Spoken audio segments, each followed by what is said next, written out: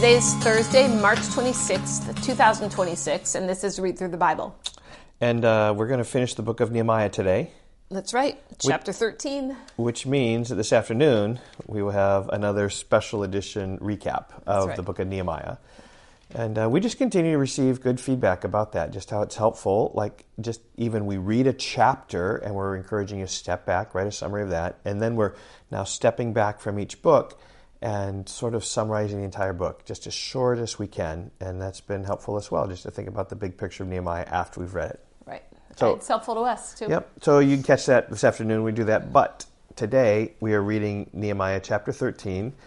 And we're going to find Nehemiah not in Jerusalem for many days. And he comes back and he finds that everything that they covenanted together in chapter 10 was broken. Like, if you remember back in chapter 10, there were 4 terms of the covenant. They said, first off, we're not going to intermarry. Second, we're going to keep the Sabbath. Third, we're going to pay the sanctuary tax for the temple. And fourthly, we're going to give the first fruits for the Levites.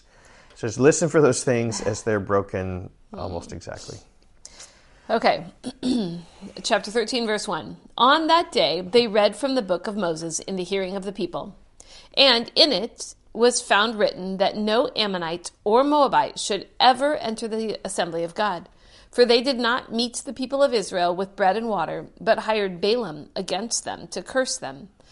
Yet our God turned the curse into a blessing. As soon as the people heard the law, they separated from Israel all those of foreign descent. I just find this interesting because that account comes in Deuteronomy chapter 23. And you've got the gathering of the people, probably around the temple. I mean, just a little bit like our churches, and you're preaching through the churches. Preaching through the scriptures in the temple, and one of the priests, he's reading this, he's teaching about what it is, and the people of Israel all of a sudden say, whoa, we have been disobedient in this, we need to act. And they acted. Okay, verse 4. Now, before this, Eliashib the priest, who was appointed over the chambers of the house of our God, who was related to Tobiah, prepared for Tobiah a large chamber where they had previously put the grain offering, the frankincense, the vessels, and the tithes of grain, wine, and oil, which are given by commandment to the Levites, the singers, the gatekeepers, and the contribution for the priests, while this was taking place. So in other words, they rented out this room to Tobiah, who lived in the temple. Wow, which is crazy when you think about how malicious Tobiah and Sanballat were. Yep. And I was not in Jerusalem, for in the 32nd year of Artaxerxes, king of Babylon, I went to the king, and after some time I asked leave of the king, and came to Jerusalem. And I then discovered the evil that Eliashib had done for Tobiah, preparing for him a chamber in the house of the court of the house of God. And I was very angry, and I threw all the household furniture of Tobiah out of the chamber. And then I gave orders, and they cleansed the chambers. And I brought back there the vessels of the house of God with the grain offering and the frankincense. Wow. So there's the first thing, that they didn't pay the temple tax to support the house and the chambers. Instead, what they did was they rented it out. To an enemy. To an enemy, yep. Okay, verse 10. I also found out that the portions of the Levites had not been given to them, so that the Levites and the singers who did the work had fled each to his field. So I confronted the officials and said, why is the house of God forsaken? And I gathered them together and set them in their stations. Then all Judah brought the tithes of the grain, wine, and oil into the storehouses. And I appointed as treasurers over the storehouses Shelemiah the priest, Zadok the scribe, and Pedaiah of the Levites, and as their assistant Hanan the son of Zakur, son of Mattaniah, for they were considered reliable, and their duty was to distribute to their brothers.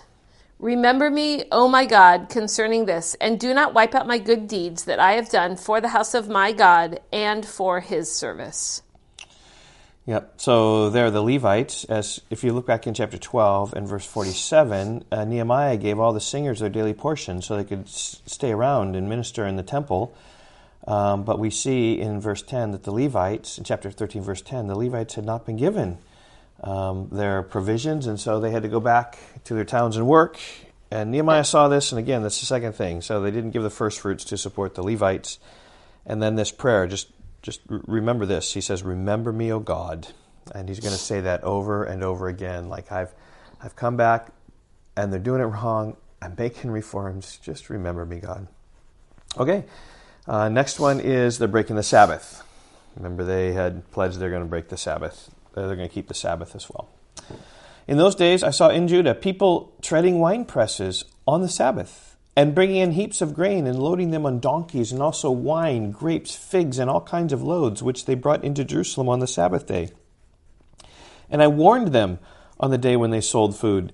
Tyrians also, who lived in the city, brought in fish and all kinds of goods and sold them on the Sabbath to the people of Judah in Jerusalem itself. I've got an exclamation point at the end in the ESV. It says, in Jerusalem itself. How bad that was. Yeah. And then I confronted the nobles of Judah and said to them, what is this evil thing that you are doing, profaning the Sabbath day? Did not your fathers act in this way? And did not our God bring all the disaster on us and on this city? Now you are bringing more wrath on Israel by profaning the Sabbath. As soon as it began to grow dark in the gates of Jerusalem before the Sabbath, I commanded that the doors should be shut and gave orders that they should not be opened until after the Sabbath. And I stationed some of my servants at the gates, so that no load might be brought in on the Sabbath day. Then the merchants and sellers of all kinds of wares lodged outside Jerusalem once or twice. But I warned them and said to them, why do you lodge outside the wall? If you do so again, I will lay hands on you.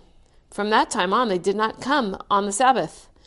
Then I commanded the Levites that they should purify themselves and come out and guard the gates to keep the Sabbath day holy. Remember this also in my favor, O my God, and spare me according to the greatness of your steadfast love. So every time, well, not every time, but he institutes these reforms and is really harsh to the people. And he says, remember me, O God, because I am just doing what is right, what we've promised to do. Verse 23, in those days I also saw the Jews who had married women of Ashdod, Ammon, and Moab. And what's amazing here is these were the ones mentioned in chapter 13, verse 1, that no Ammonite or Moabite should enter even into the assembly of the people of God. And these are the very ones they're marrying. So there was a measure of obedience at the beginning of the chapter, but these very ones they had married. And half of their children spoke the language of Ashdod, and they could not speak the language of Judah, but only the language of each people. This is what intermarriage does. It pulls you away to other gods, other cultures. And I confronted them and cursed them and beat some of them. And here it is. I pulled out their hair. Wow. And I made them take an oath in the name of God, saying, you shall not give your daughters to their sons or take their daughters for your sons or for yourselves. Did not Solomon, the king of Israel, sin on account of such women? I think it's interesting that is acknowledged by Nehemiah. Yeah, it's because known it was, and acknowledged. Yeah, 1 Kings chapter 11 speaks about how all the many foreign wives that Solomon took turned his heart away. And among the many nations there was no king like him, and he was beloved by his God, and God made him king over all Israel. Nevertheless, foreign women even made him to sin. Shall we then listen to you and do all this great evil and act treacherously against our God by marrying foreign women? And what's especially horrible about this is, remember in chapter 13 of Ezra, right at the end of the chapter where they put away their foreign wives to say, oh yes, we've married these and it's been bad for Israel. It's supposed to be Judah. A fresh start and never do that again. Yeah, and now you do a reset and it happened again.